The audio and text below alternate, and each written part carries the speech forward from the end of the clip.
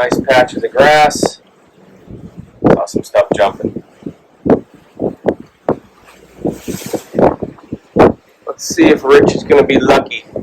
That is a big patch of grass right there. Even got some debris on top.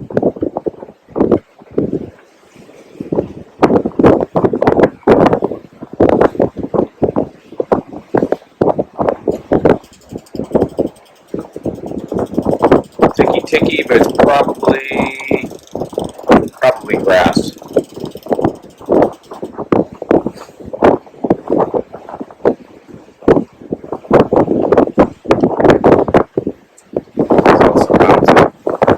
Catch dinner. Just down looking to see what we're going to do for dinner. I'm trying to cobble something together. It's very interesting. We have caviar and then chicken nugget dinosaurs. I'll show you the dichotomy of the food selection on board. So that's interesting. Maybe I'll do a caviar dinosaur chicken nugget dinner. See what happens.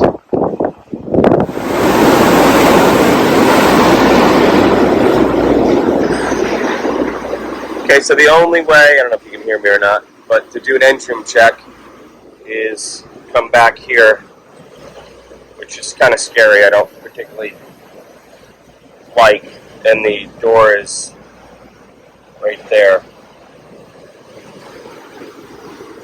So let's go inside. I'll give you guys an engine check. Open up the door.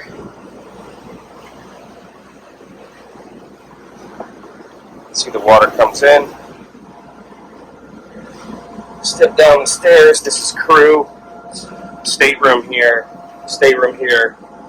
Head in here. Here's our earphones. This is our main distribution panel here. And it also tells us our computer. So all of our monitoring systems and everything is located right here. 2 generators, voltmeters. This is our transfer panel, generators, port, generator starboard, shore power. So depending on what we're running, that will be up, and these are lockouts. So we can't use anything else except for what is up. So we can't inadvertently, just turn something else on and then double the energy that's coming into the boat. So these are lockouts. So we know exactly what's going on here. This transfers into our main voltage. So you have 272 volts, load 43, and frequency is 61. So that's our hertz is our frequency, and then our distribution panel right here for all of that. So treatment control system, that's all down here. That's our waste management system right there, and then inside here is our engine room. So I'm going to put some ears on, and we've just fixed them. So give me a second here.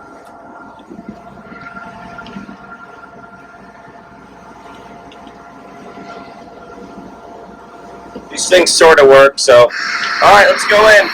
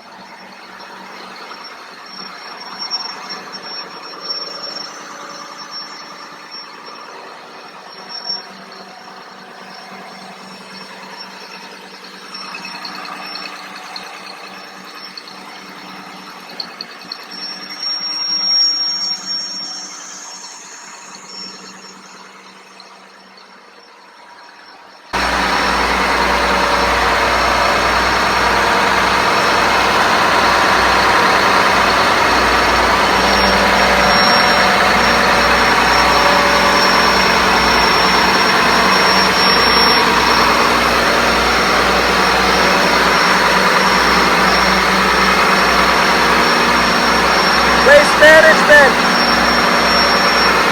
Fuel tank.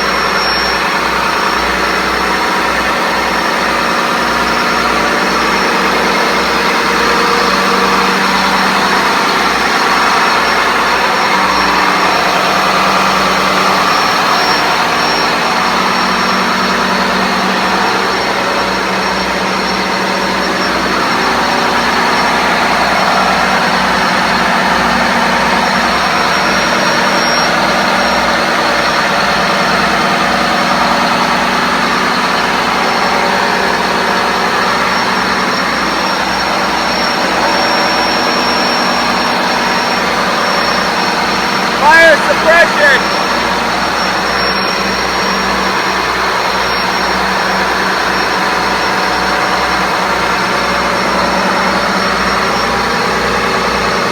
Battery chargers!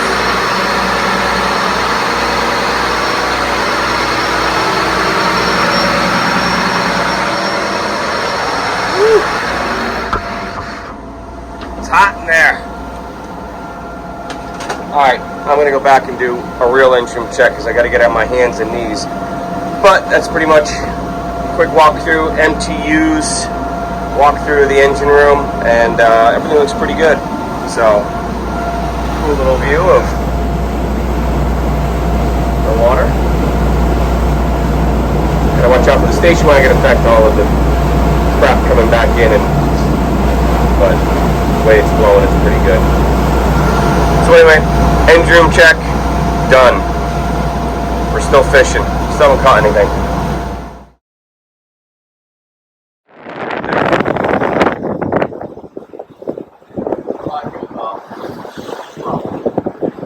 Riding our wake.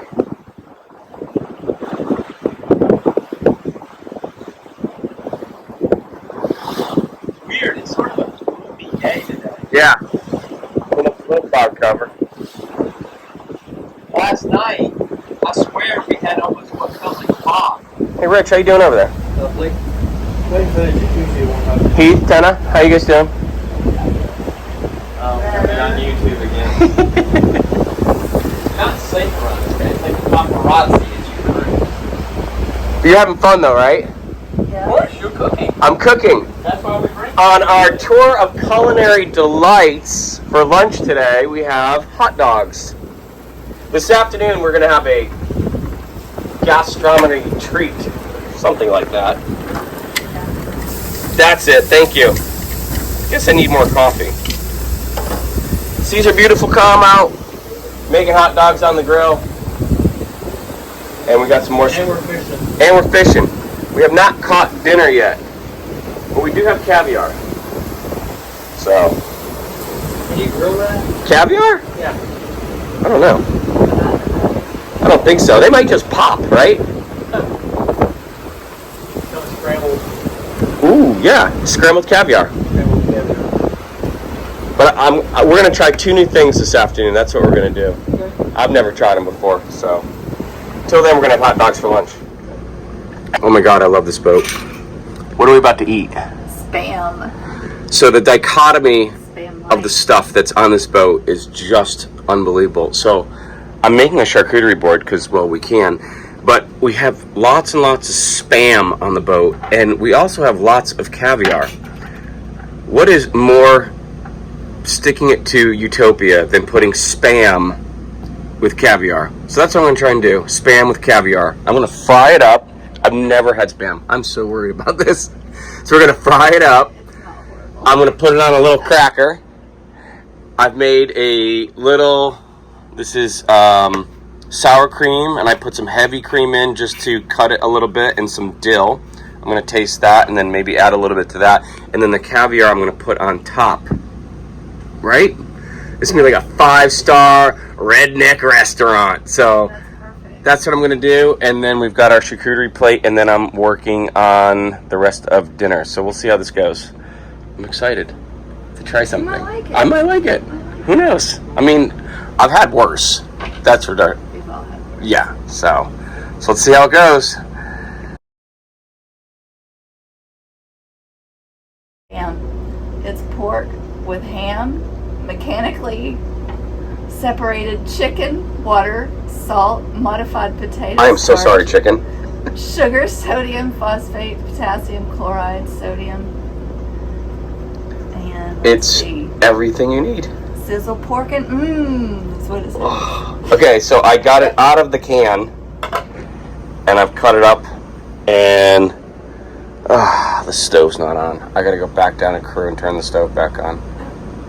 Alright, hold. I have everything cut, perfectly sized for a cracker. Hold on.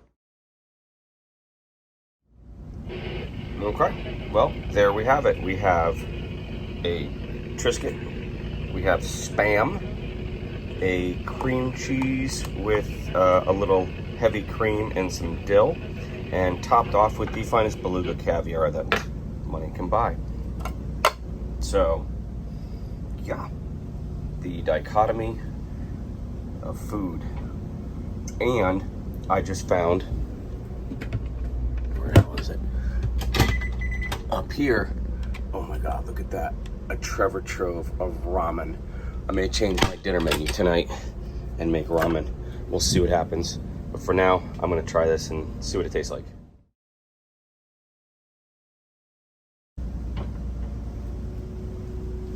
Looks like it's about $3 grand.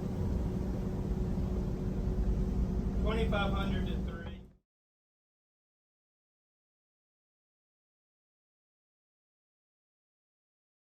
On your YouTube. Don't say, oh God. Come on, Heath. Look, hey, hold on. Let me start this whole thing off. I'm looking at my tide chart here. But so I'll talk. Let me start this whole thing off by saying thank you for inviting me on this trip. Now, it's not over with yet, but for the first time, this isn't a big CF. And we actually had a really, really, really good trip. We've had a great trip, thanks to Captain Dave and his wonderful menu selection. Who knew that you could whittle such food out of nothing? My favorite was the lightly sauteed Spam, crostini, some whipped goo, and caviar on top. What did you really think of it? I'm still parched from the salt content. It was a little salty, wasn't it? Alright, so Jekyll. Yep. At 5:30 in the morning, Yep. It will be a 5.9 foot high tide. No way. Way, dude. Dude, we're coming up aces on this trip. Oh, I shouldn't say that. Fucking Jake. We still got a couple hours. We're gonna be. Now we're gonna have bananas somewhere. Right. We're gonna be in. We just See back. that? There's our Jinx right there. There you go. That's a Thunderhead way out there. We're gonna be. We just backed off. We were going about 12 knots. We're going 10.6 now, and we should be in at what 5:30. To the 5:30 in the morning to the marina. To the dock. So cool. And did you guys like dinner? Dinner was wonderful. We had ramen noodles, but like I was in Vietnam. Thanks to Captain Dave. Not bad with. You can cook a huge meal on a boat and not make a mess. Yeah. Did you notice it was clean? It's clean, yes. You have to. A small galley, you gotta. So. All right. Well, it's after 8. My shift is up. I gotta go down. These guys got the night shift. They get a little sleep. I have to stay up the rest of the night. So but that's the way it works. So it's Heath's boat. So. Hey, we had 2 shifts last night. Did you? That's how the rotation works. Yeah. I wasn't paying attention. I was sleeping. We had 2 shifts. Y'all had one. So we get 2 shifts tonight. Yeah. Well, not really. I mean, you go to bed now, then you got a shift. But then we're not going down. So we're just going to go. You're going to come up at 4. Right. And. Well, I'm going to come up at 12, work the 12 to 4. Yeah, we're going to be at 5:30, so there's no point in going back down because we've got to have all hands on deck to get lines and docks and everything else ready. So that's it. We'll see you guys in the morning or midnight. Bye. All right, it's 3:30 in the morning. Just a quick brief thing on bridge management, or more importantly, sleep management. So as a captain, you have to be prepared to do these really long shifts and to do midnight shifts and 3 in the morning and wake up at odd hours and you're going down in the middle of the afternoon. But you have to make sure that you get at least some sleep in so you're awake and alert. One of the things that I do when I'm on the bridge in the middle of the night is I stand up, I'm constantly checking my fuel. I'm doing fuel calculations. I'm doing time calculations. I'm checking the radar. I'm in my chart plotters. I'm redoing courses. I'm checking through the courses to make sure we're not running over anything. Just busy work. Every hour I'm doing my log. So any of that stuff that you can do to manage your alertness and stay alert during these really, really dark hours is what is imperative to stay awake and to make sure that you don't hit anything and frankly you don't fall asleep, especially when you're doing bridge watch just by yourself.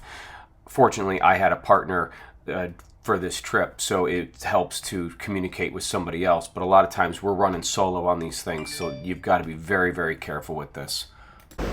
I mean, you would just think you're loading and unloading 500 vehicles, you'd think that's an all-day calculation. Mm-hmm. Not like the master can look at your arithmetic real quick and, yep, you carried your one right. It does go into a formula. You would think it's computerized.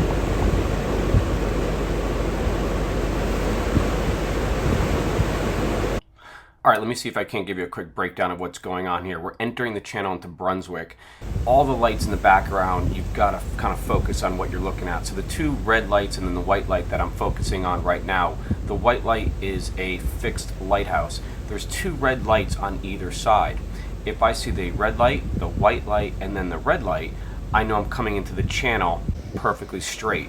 If I only see one red light or see how it's off just a little bit from the spacing between the white light, I know I'm starting to move off course, so I've got to redirect my boat over to make sure that I stay in the center of the channel. That way it'll keep me between the reds and the greens.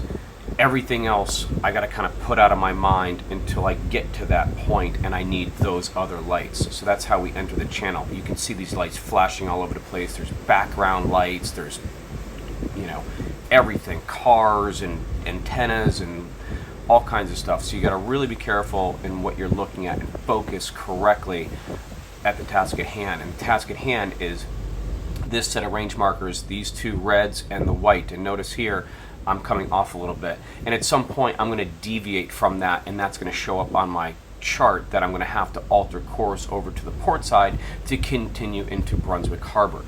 See how these two lights are off the center of the white now? So I've kind of left that, and I've done a video here to show you what they look like. The lights haven't changed, we've changed our position of where they are on the lights. Now both red lights are outside the white lights, so we're completely off course, assuming we were still trying to be in the channel, but we're not. We're moving over to the port and directing our attention to these red lights and these green lights that are right here. That's how we move through a channel at night.